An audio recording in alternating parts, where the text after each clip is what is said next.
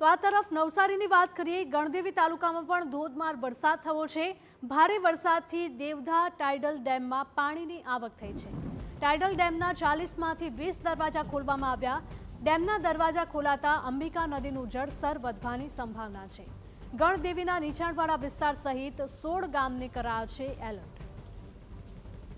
નવસારીથી આ સમાચાર। ગણદેવી તાલુકામાં ધોધમાર વરસાદ થયો છે અને ભારે વરસાદથી દેવધા ટાઇડલ ડેમમાં પાણીની આવક નોંધાઈ છે।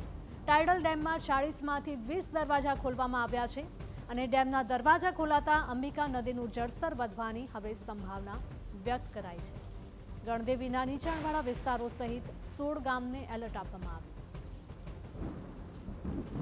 ઓનલાઈન પર અમારા સંવાદદાતા નિલેશ ગામિત જોડાયા છે। નિલેશ, જણાવશો કે ગણદેવી તાલુકામાં ધોધમાર વરસાદ થયો છે અને દેવધા ડેમમાં પાણીની આવક પણ નોંધાઈ છે, શું વધુ અપડેટ?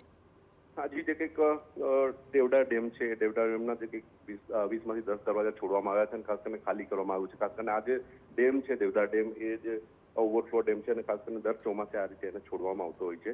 તદુપરાંત જે અંબિકા નદી પર જે કંઈક ડેમ બન્યો છે જેને લઈને હવે ઉપરવાસમાં એટલે કે ડાંગ જિલ્લામાં ગત રાત્રે પણ વરસાદ હતો અને આજે પણ વરસાદ છે, જેને લઈને હજુ પાણીની આવક વધશે એને ધ્યાનમાં રાખીને દર વર્ષની જે કંઈક કવાયત હોય છે એ રીતે પાણી છોડવામાં આવી રહ્યું છે। નીચેના જે કંઈક ગામો છે 10 જેટલા ગામો, એ ગામોને એલર્ટ કરવામાં આવ્યા છે। દેવદારના નીચેના જે કંઈક ગામો છે એને એલર્ટ કરીને જે કંઈ અધિકારીઓ છે, તલાટીઓ છે, એમને એલર્ટ કરવામાં આવ્યા છે, સતર્ક રહેવા માટે કહેવામાં આવ્યું છે। ગામના લોકો નદી કિનારે ન જવા માટે પણ તાકીદ કરવામાં આવી છે। આજે દેવડા ડેમ છે, દેવડા ડેમ માટે જે કંઈક દરવાજા ખોલવામાં આવી રહ્યા છે એમાં અધિકારીઓ ઘટના સ્થળે પહોંચ્યા છે અને ખાસ કરીને જે હાઈવી દરવાજા હોય છે એને ક્રેનથી ઉચકીને જે કંઈક ખોલવામાં આવી રહ્યા છે। હાલ દેવડા ડેમના દરવાજા છોડવામાં આવી રહ્યા છે।